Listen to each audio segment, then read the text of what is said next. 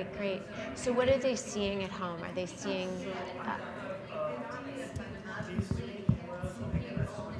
Okay. And your presentation Okay. on there too. So I'll kind of zoom in and talk Okay.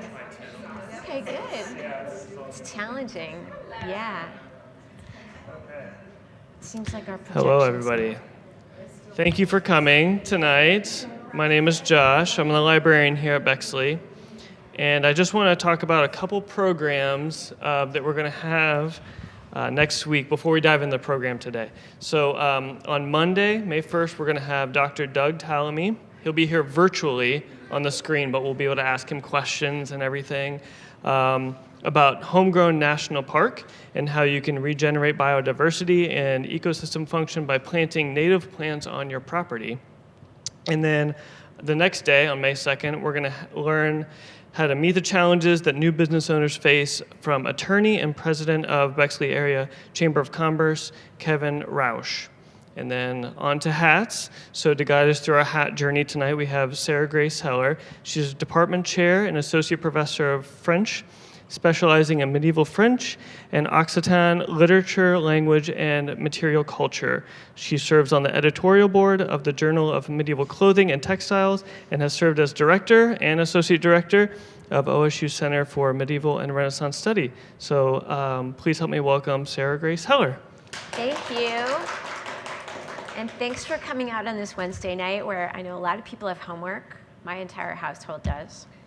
And hello to everyone at home who's checking this out too. So I'm going to talk a little bit about the history of hats, and I have some hat literature that's fun for fans of fiction. And then I want you to just come up and play. This was meant to be a hands-on experience. Obviously, I have a very large collection of hats. I'm kind of the orphanage of hats, where someone moves Aunt Bertha out of her home, and they give me all of Aunt Bertha's hats. So my grandmother was the youngest of 7 sisters growing up in Minneapolis, and so all of the hats went to my Aunt Grace, who's a little bit older, and then they all came to me when I was about a freshman in high school. And I put them all over my room, and I wore a different hat to school every day for my entire freshman year, which is very, very geeky. And there was a guy who called me fruitcake because of it, and I think it was this particular hat that I liked that actually did have fruit on it, but it matched a lot of my outfits. So anyway, hats are fun, and they're a creative piece of our lives that we should get more into. They're useful. But they're a way of telling stories too, and building character.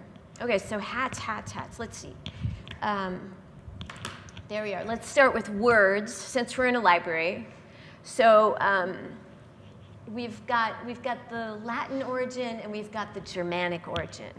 So the word chapeau in French and cap in English, and all of those other words come from the Latin word caput, meaning head. Logical. Whereas the Germanic terms, like German Hut, English hat, come from the idea of guarding and protection. So ornament is part of the idea, right? The head is the most visible part of your body in a crowd. And so in the Middle Ages, we see a lot of hat fashion because it's where you're visible. Knights would decorate their helmets with jewels and crests later on. And it was because that's what was seen, right? You can increase your social surface area through your head. But of course, it's practical too. So keeping the weather off. All right, so some hats through history. Who knows this book? Caps for Sale, this wonderful, wonderful story of the peddler and his cap. So that's an example of that Latin term. So this one is from Ireland, a tweed. So the cap is, I'll take off this Mr. John for the moment. This is the style they call a newsboy, right? So a cap could be either for women or men. It comes from the word for hood. So when you get a master's degree or a PhD, you have a hood that hangs down over your gown, right? And that's actually the fashionable hat style among scholars of the 14th century. So if you can imagine that being worn on your head instead of around your neck, that's what it is. So cap tends to be a word for something soft, whereas the French chapeau is often something carefully created. Okay, I didn't bring anything medieval today, so let's go back to the 17th century. That's as late as we're going to go today. So who has read The Three Musketeers or watched the movie or the TV show? The Four Musketeers, 20 years later. So people ate this stuff up in the 19th century, this idea of the noble musketeer. Well, they were mercenaries. They weren't usually paid very well. They sometimes had to pillage in order to eat. Villagers didn't always like them. But there's this kind of romantic idea of them in the 19th century with Dumas, fabulous stories. So we get this word hat. The hat is the image of the musketeer, right? The great felt hat. And they needed them because they were out in the rain. You know, they were sleeping rough a lot. And they were decorated with ostrich very often. Now, where does ostrich come from?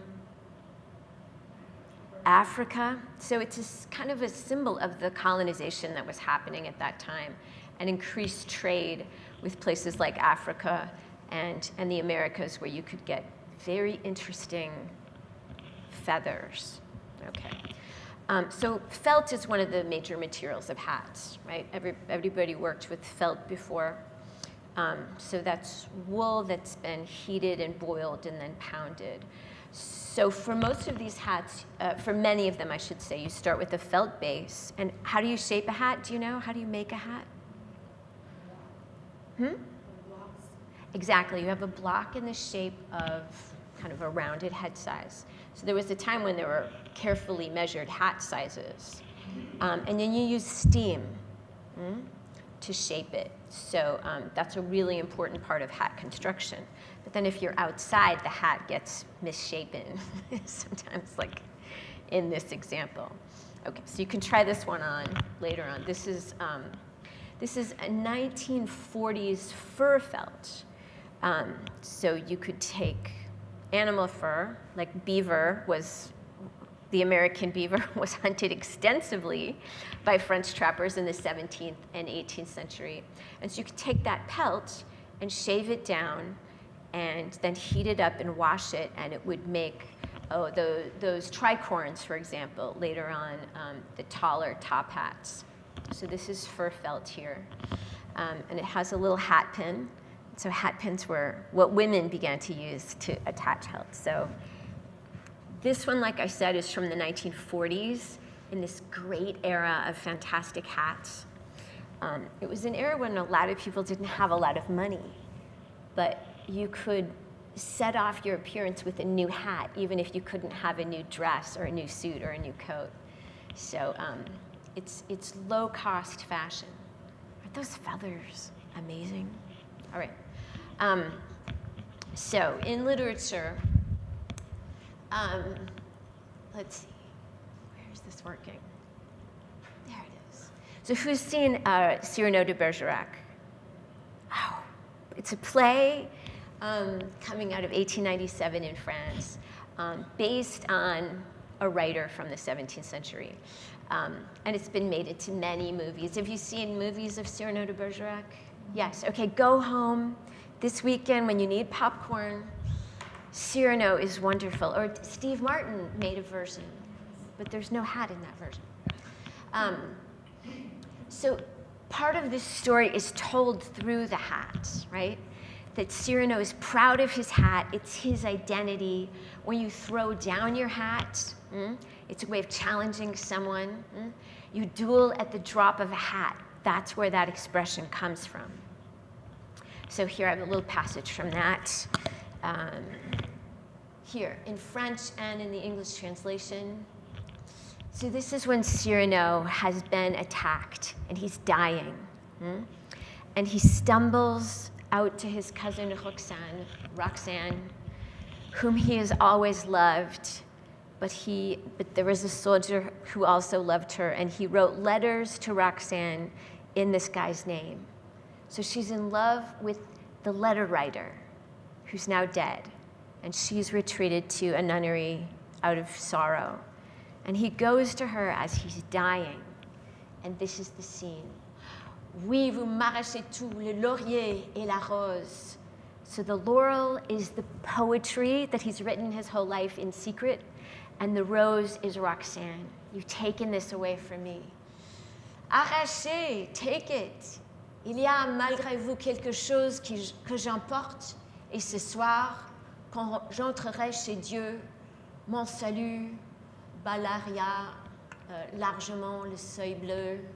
Quelque chose que sans un pli, sans un tache, so no fold, no stain, j'emporte malgré vous. Et c'est, he drops his sword, he falls into her arms, they pick him up. She says, what is it? He says, mon panache. And he gives her the hat and he dies. And the panache is this, it's the feather. And so you know the word panache, right? Panaché. It's a synonym for style, and it comes out of that era. So don't stay sad. Who's feeling sad right now? A little bit? So the hat is the last thing that he takes with him. Okay. Mais pourquoi ça marche pas? Where am I aiming it? There. Okay. Who loves Jane Austen? Pride and Prejudice, Sense and Sensibility. Okay, so much fun. So I don't actually have an example of a bonnet, although this one is a little bit like one. It's an imitation of one, right? So a lot of hat styles go back to historic style. But this one was also worn like that in the 1940s, this very dramatic era of hats. So one of the fantastic things about this period, and really all the way through, was that women would take a simple hat form, like this one that's a cloche, right? And they would go ribbon shopping, and they would make things that they would cover the hat anew with to renew it, right? So you can afford ribbons, but the structure of a bonnet is much more complicated. So I took the liberty of a few days ago of asking your black velvet bonnet to lend me its coat, which it readily did. So she's kind of interacting with this hat that she's borrowed. And I've been able to give it a considerable improvement of dignity. There, thank you, Josh. Which was before too nidgety to please me. I shall wear it on Thursday, but I hope that you will not be offended with me for following your advice as to its ornaments only in part. I still venture to retain the narrow silver around it. So I have some examples of this kind of thing, these very beautiful things that would be attached to a hat. Here's another example here, and could be transferred from one to another or taken off to wear for one occasion and put on for another one. So this is an example of the kind of hat that was worn. It's very tight. Over the great pompadour hair fashions of around 1900, 1905. So it requires more hair than I have, but then it would get pinned in. So those belong to my Aunt Grace, but just an example of the kind of, the Yiddish term for them is tchotchkes. But ribbons is the term for them. So now you can go back and reread all of Jane Austen and your favorite Regency novels. She's a little bit more of the middling social strata than what we see in Bridgerton, but I'm sure you enjoy the walks through Hyde Park with Bridgerton too. So the smart black military feather she'll put in the coquelicot one. So coquelicot is the word for poppies, red poppies. So the playing of both feathers and flowers and ribbons. After the ball, I shall probably make it entirely black. Okay. So here's another passage. So the sisters in Jane Austen's novels often go shopping together. And so their way of getting out is to go to the milliners or to the mercers, which are the places where you can get things to decorate. So as you can see from the other passage, a bonnet was something that was quite valuable. And so something that you would reuse. Whereas Lydia here, do you remember Lydia? She's kind of the annoying younger sister who's frivolous and who runs off with the boy to Gretna Green. So she buys an ugly bonnet and wastes her money on it. And this is what shows us that she's a rather awful character. So stories get told through these small actions, these material details. Okay. So I do have an example of a sunbonnet. And this, who love Laura Ingalls Wilder books, pioneer stories, Holly Hobbie and the Big Deal in the 1970s, the stories of Addie in the American Girls series, also wearers of sunbonnets. I'm sure there are others that, all right. So sunbonnets come from that same very constructed Parisian style of the 800 to the 1850s, excuse me. But this is the poor woman's version of that. So it still has a lot of construction, but it's made out of calico. Like the Regency bonnet, it was typically tied on the side, just a moment of style. This one isn't very starchy anymore. But that crown back there keeps you cool. It keeps a kind of a bubble of air around you for working in the garden. And my mother has very fair skin, and my dad always wanted her to drive the boat for water skiing, which she hated. And she would wear these sunbonnets to keep the sun off her face out on the lake. That's why this no longer has any starch. Has anyone ever worn a sunbonnet? This one was made in Cripple Creek, Colorado. And we bought it on a family trip there in about 1982.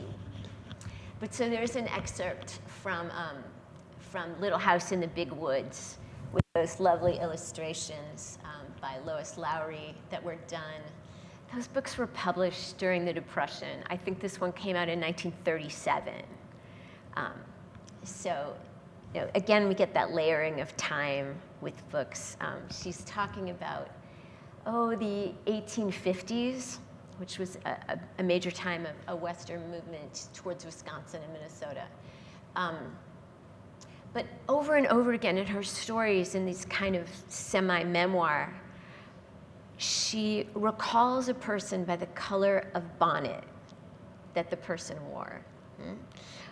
So that when you went to town, you met someone new, you saw other people, a certain character had a pink sunbonnet. Like that was the thing that she remembered. And so then going to town, this was a big deal when Laura and Mary were little girls. So the night before, they curled their hair in rags, like they rolled them up, and it was very hard to sleep. And then they tie their sunbonnets under their chins. They comb it out into ringlets. So this is both a representation of the sunbonnet in the books that you can check out of the library, but also the idea that your hair and your hat have to go together, right? That you can't wear certain styles of hat without your hair fitting it. So we've got a wonderful example here of the bob going with the cloche hat, right? And it can be hard to wear that style with a lot of these. And a lot of these mid-20th century women they curled their hair. Everyone wore their hair curled, and that supports these hats. So they kind of require that kind of springy perch to really fit. Okay, so the sunbonnet. All right, let's move forward a little bit in time, but staying in the West.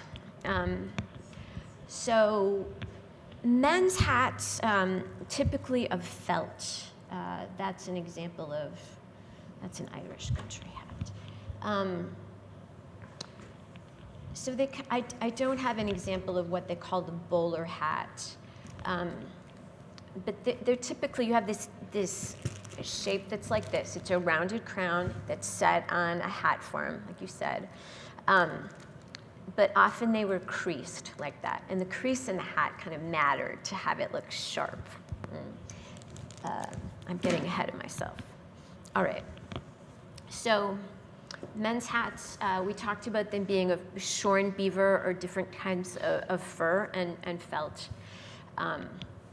There's a guild of felt hat makers in Paris as early as 1292, 1268 actually. So the felt hat goes back very, very far. Ancient Greece, there are examples of it, the Phrygian bonnet. But the most important American hat company for men, but also for women, was founded by Stetson. So everyone's heard of a Stetson. So it's New England, and yet it's also the West. And he had an entire city block, this triangular factory that's just amazing up there. And there's a university, Stetson University too. So the original round top boss of the plains was more of a look like this, but with a broad brim. The narrower brim is a little bit more of a city look. The wide brim is suited to the plains.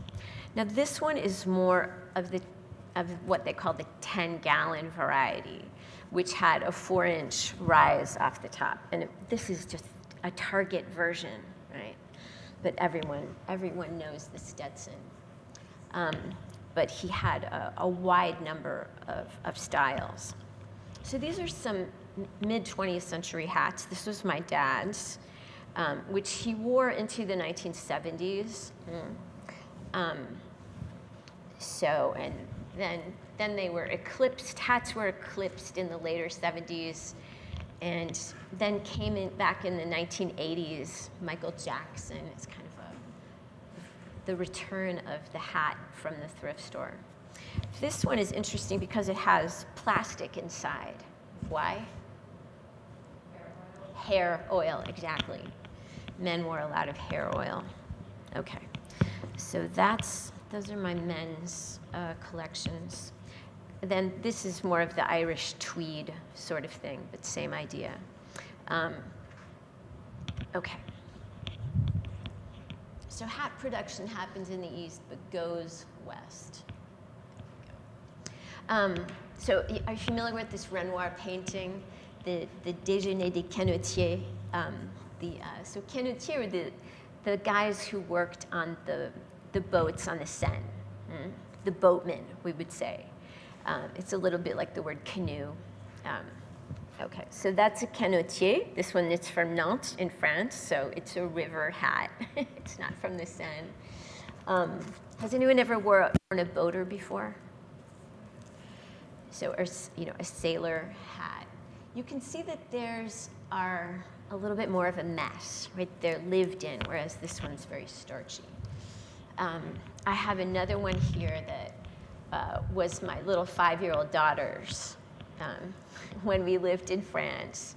And so it's that same kind of idea. So this is in contrast with the fur and the felt we were talking about. The straw hat is made from these long braids of straw that are sewn together. So there's another example of that. We didn't get any little kids to try those on tonight, so that's okay. Have to do it again sometime. So the fedora, I skipped over the fedora, but those were the ones that we were looking at over here. So the fedora is funny because it's both a men's and a women's hat, but the origin is a French play starring this, I think she's British, Sarah Bernhardt. And she liked to play men's roles. She played Hamlet, for example. But Fedora was an Italian character, so we get these international layerings when it comes to hat fashions. But these are examples of the fedora. Anyone worn a fedora before? Lauren Bacall is famous for her fedoras in some of the film noir movies of the 1940s. All right, so the 1920s. So there we see women's hair going from long and voluminous. I guess I didn't talk about some of these. I mentioned them, but these large hats that would sit on kind of a mountain of hair piled up, right? Which we don't have, any of us. And they would be held on with hat pins, right? And so that is a hat pin that's, 120 years old. And if you had the hair, no one who's really got the hair here. Jillian, maybe you could put yours up. It would go through the top of that, and you wouldn't feel it, and it would stay on in the wind, or when you were driving in an early automobile. Resist the weather. Okay. Okay, moving on to the 1920s. Women cut their hair, and hats begin to reflect that. So the great styles of the 1920s, where did it go? Here's my clicker. So one of the styles is the turban. So that's an example. I made this one to go with this coat, which is also a 1920s pattern. It may affect, is it affecting the microphone? Okay. All right. So it's this very draping look. Do you like that? All right. And I made this again in Minnesota when I was a graduate student, and it's very warm, unlike the kind of Hollywood versions of earlier. What is that? Yeah. Yeah.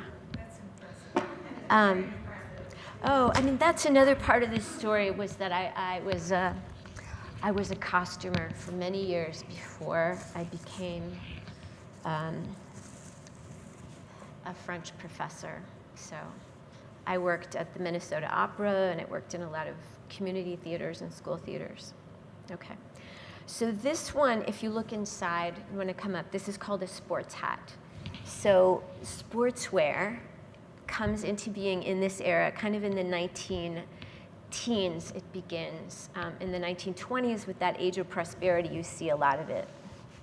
So this is that cloche style that goes with, you have to have pretty short hair to wear it. And so designers like Paul Poitou out of France are creating these very high quality knits. Knits are new. People really weren't wearing knits except maybe in Norway before that. All right. So the cloche, the word cloche means bell, and I have a number of cloches here. We have a nice example in the audience. So there's a felt one. And it's pretty good protection. Kind of put the 40s ones here. Here's another example of those. That one's a little bit more 1940s, a little bit more under this one. Like that. Right. Okay. Oh, has anyone read Gentlemen Prefer Blondes? Or you probably know the Marilyn Monroe movie better than the Anita Luce novel, but she's very, very funny. You have to be the Queen of England to get away with a hat like that great New York accent of the 1920s. Okay, I'm going to talk briefly about a couple of designers. Hattie Carnegie comes out of Austria, and New York City becomes the great place for American women's hats. So a lot of these are out of New York, even when they've been bought well west of there. And she's got a really fun story. You know, she comes to America, poor family, and she's part of this tradition of Jewish, Yiddish fashion that you could find in those garment districts. Oh, those are Mr. John's. This is a Hattie Carnegie. So she gets going with dress shops, but her real thing is accessories. She didn't actually know how to sew, so she was bringing designs over from Paris. A lot of styles start in Paris and then move out from there. So this is a Hattie Carnegie casual, if you can imagine. But the great thing about these hats is the Yiddish word tchotchkes, right? So you take a fairly simple hat and you design something really fun that goes on it. Like this even kind of makes noise. This is a Hattie Carnegie too. So very original shapes. And some of hers are in museums. I don't know if you can see, but there are these incredible shapes. Like this green one down here has two birds coming straight off the front and this kind of fall down the side. It's this kind of thing that you see Vivian Leigh wearing in Gone with the Wind. So this is a local dressmaker kind of version of one of those. We really get a structure. These pieces here are what help you anchor it into your curled hair, and then the veil. A number of these hats would have had veils. Here's a kind of 1940s example of early celluloid. So very femme fatale kind of hat. Again, would have to be up like that. And the veiling is fragile. And I brought a whole box of veiling if you want to come up and feel what it's like when it's new. It's all made of silk, and it's quite starched. But isn't that lovely, the way it has those flock dots? So, it comes like this, and so to get it on a hat, there was a lot of very careful styling that happened. This hat is an example. This was my grandmother's, and you can see that the veiling is in quite poor shape, but that it would kind of tie around the face. It needs to be redone.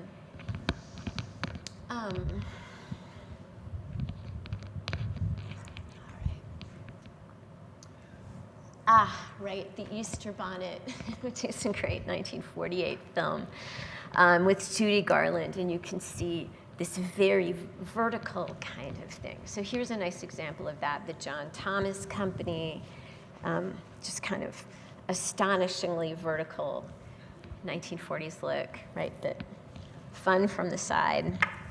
Or this one, which is reminiscent of men's top hats. This is a Kenneth Hopkins. And sometimes they would have elastics on the back that would go under the back of your hair and allow it to sit at a dramatic angle. Now, is anyone going to argue with me that this is a dramatic hat? They're really fun. Okay. But the tradition of the Easter bonnet is that moment in the year when you would get a new hat. And this is, again, an example from my grandmother, who lived on a farm in Minnesota. So a much more modest kind of hat. But a lot of her hats were light colors because that was the time. The Easter bonnet was when you'd get a new one. This one is very Easter bonnet-y to me, too. In the 1950s, hats became these kind of non-protective little shapes that sat on top of the very short curled hairstyles, the poodle curl styles. And this is part of the reason that the hat goes extinct in the later 60s and 70s, is that they became merely ornamental. But that one is a quite pretty confection. You can see the Hattie Carnegie influence on that kind of things, layering of products and tchotchkes. Okay, so John Fredericks, I have a lot of examples here. Oh, there's another Easter bonnet from Grandma, right? Those are hers. So you can see from this picture that he was creative and kind of crazy.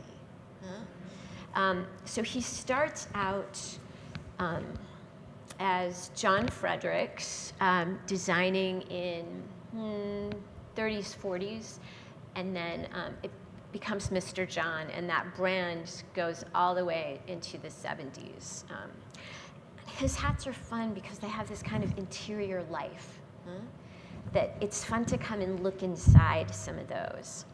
So this is a Mr. John. Several of these those are the Hattie Carnegies. So you can come and look inside, try some of them on. This one is a Mr. John too. My great aunt Grace was a businesswoman before women were businesswomen. So she was an executive secretary, but she really ran the company. And she was about 5'10", this Scandinavian family up in Minnesota. And so a lot of these were hers. They were very professional types of hats. This one I particularly remember. She had a matching dress, and the jewelry had to match. And these rhinestones are very typical of kind of the 1950s look. Okay. Are you bored yet? Are you okay? You want to come up? Okay. So we're moving through time here. The pillbox. So the pillbox starts as a military hat. So I have a couple examples of army hats, which are simple folding hats, which is like the bishop's mitre, actually, which goes back a very long time, probably to about the 800s, the Carolingian period. But military hats have to be both practical, right? This is something that you can take off and it won't get ruined. The pillbox has a similar simple construction. But then it becomes, oh look, another one of, this is my grandma's last hat, 1967. So these are a little bit before that, early 1960s. And again, my head, I don't have enough bouffant hair on here to wear this, right? But it's famously Jackie Kennedy, whose style designed by the designer Halston. Are you familiar with Halston? His style was very spare, very simple. So no more of these tchotchkes. This is out of style by the early 60s. And people were making fun of that kind of decorative hat. This was my Aunt Joyce's. This was her last hat.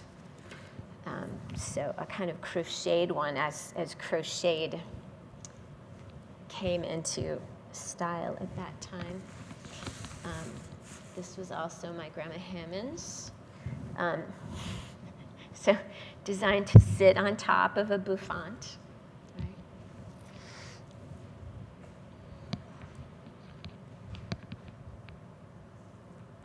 Oh, and then people start making fun of them like Bob Dylan. All right. So on one end of this conversation was the sustainable hat that Jane Austen keeps renovating. The royal hat of the later 20th century is worn only once because it is photographed so much. So Princess Diana is an example of that. There are books full of her hats that were only worn very rarely. This is a wonderful commemorative plate.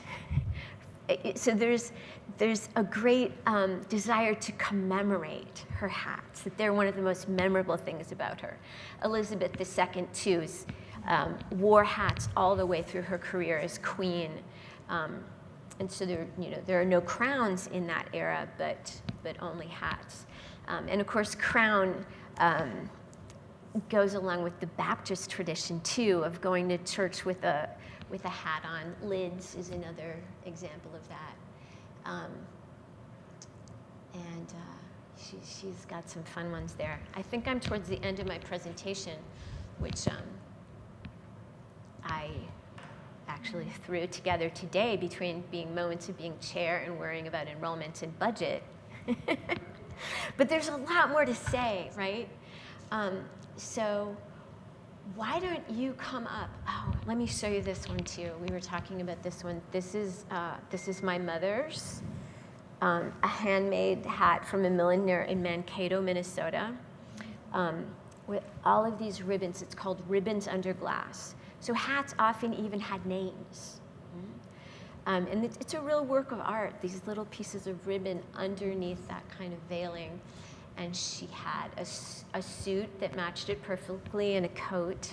So, all right, let's just do some storytelling. Why don't you come up? You can touch, you can try, and let's tell each other some stories. I feel like I left a lot of hat history out of this. So, I have a question. Yeah. You didn't talk about berets. Raise? Berets. Oh, I didn't. You're I don't right. think. I could have missed it. I mean, I brought one.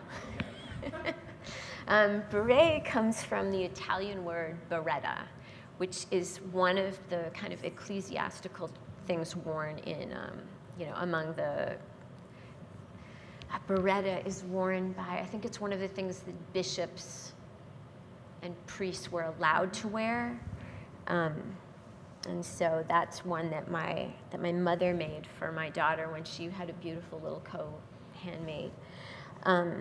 So it's the Basque country in the Pyrenees is famous for its berets of felted wool. They still make them. Often a military type of hat, how far off to the side can you wear it is, Israeli soldiers wear them. It's a symbol of French fashion, and yet no one alive except really old men who wear them. It's one of those styles that's good for people who are balding. So this one is a constructed one. Do you like berets? Well, I sell thrift. And Do you? Wonderful. The last 2 or 3 years, I can't keep the berets. They sell like crazy. They sell like crazy, so I didn't know there was something special going on or what. I like Yeah, berets. I like berets too. That won't blow off. Yeah, exactly. And you can pull it down to keep your ears warm. And they come in a lot of colors, so they're easy to accessorize. Yeah.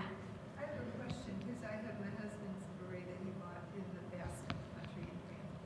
Do you wear it down to the middle of your forehead, or are you supposed to tip it back, like behind the back of your head? I never know how to wear it. That's the beauty of the beret, right? You can be rakish with it and wear it off to the side.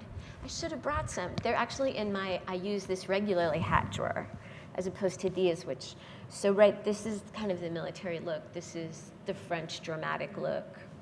The Pablo Picasso, right? I wear mine low over my ears and I untuck in a felt beret. There's, how do you say, un bord? What's the word for that, the edge? Do you know what I'm talking about? Okay. That's why I wanted you to tell me. Yeah. Okay, so the way that they're felted, there's this lip. It's a lip, let's call it that. And so you can wear that tucked in. And that's kind of the way that they originally come. And that will help it hold its shape better. And it won't stretch out because it's kind of unreinforced, unlined felt. This one's lined. So that gives you a very different shape, and it's easier to wear it back on your head like that. When I'm cold, though, I put the lip down. So it's a good hat of necessity. What's your favorite type to wear? I bet you wear a lot of hats. What's your favorite? It depends on the season, Megan. I think there are more here. I like a hat with character, but I never wear these anymore. These are almost like indoor go-to-tea hats. I wore these in high school all the time. put that in the navy pile. This one's very beautiful. That's another John Frederick, so early Mr. John.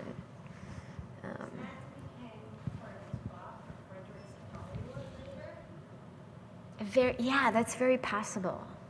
He, like many designers, spun off. I love this hat. It's very, very comfortable. This is another Mr. John. This one has the comb in front. So are these little invisible things that help you. That one isn't fitting that well. I love a toque. This one's called a toque, which is, it's kind of like a pillbox, but it has its own structure, like it stays up. And I was very fond of this one. I had a whole outfit that went with this. So a chef's hat is also a toque. So there's an example of a kind of silly chef's hat. My aunt made that one. But mostly I wear sun hats now. Like, I have a lot of trouble with light, and so I keep in my purse an emergency hat.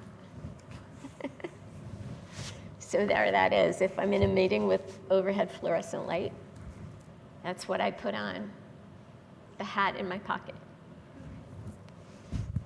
So tell me, what are your favorite kinds of hats? When you yeah. Yeah, the wonderful tradition at the conservatory too. The hat fundraiser there. Who never wears hats? In the wintertime, yeah, practical hats. Yeah, for sun protection. You maybe want to try a sunbonnet now. Stay cool. Etsy, right? What is the cutoff date for winter, spring, summer? 'Cause this time of year is awkward for me. Yeah. Because too early for that straw, but too warm for that wool.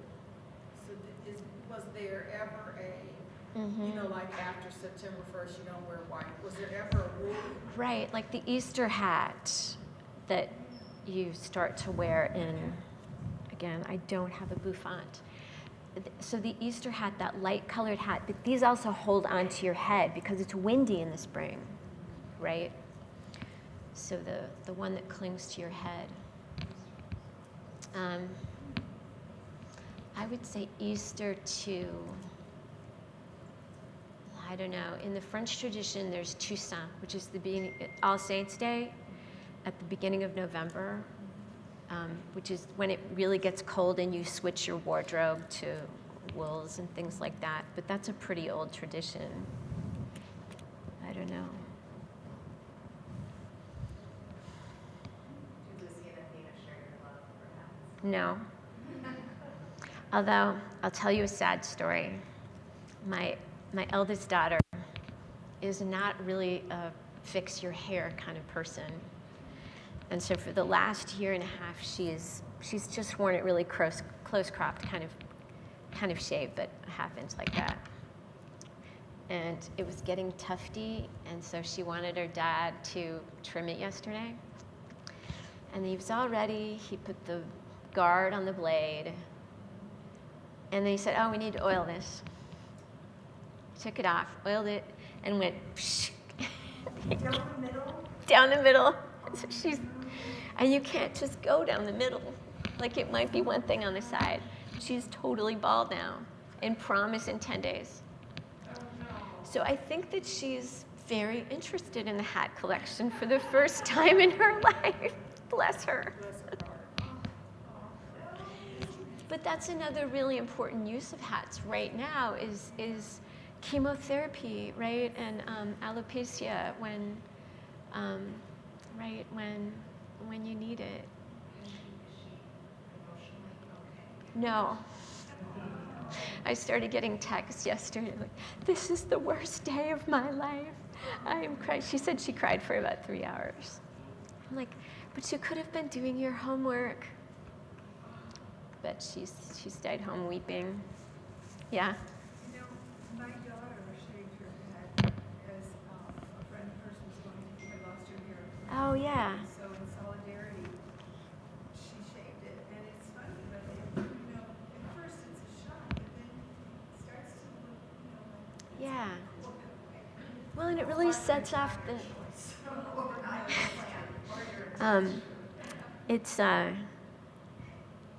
right. I mean, it sets off the shape of your face. Yeah. So. She can pull it off. She She can. could go the whole thing. Like, She has no choice now. yeah. I was suggesting maybe some makeup. Just dab some brown on there. My husband did that once to his brother, and they would spray paint. It gives you some versatility. Yeah. So she is wearing stocking caps right now. Because it is a little chilly. Also, yeah. I feel like in high school, for me, it was like the beanie. Oh, yeah. Music, and then it turned into like how you wear it. Like people started getting bigger beanies, like they hang off their back. Right. Yeah, people wear like all seasons. Too. Right, Now I and- have friends who are balding who they're beanie Yeah. people now, you know. Well, and that's like the style of the Phrygian bonnet, which was the symbol of the republic in ancient Greece, like that brief moment of democracy. And then it's what is worn by the revolutionaries in France, this kind of floppy bonnet. Yeah. Even sort of like skateboard culture, there's Yeah. things that kind of goes, and even in the summer, it's way too hot for that hat. Well, the Regency English word for a guy who's a little bit too into fashion, like thinks about his hat too much, is a coxcomb. So the rooster's comb that's big and red and floppy. Yeah. That's where that word comes from.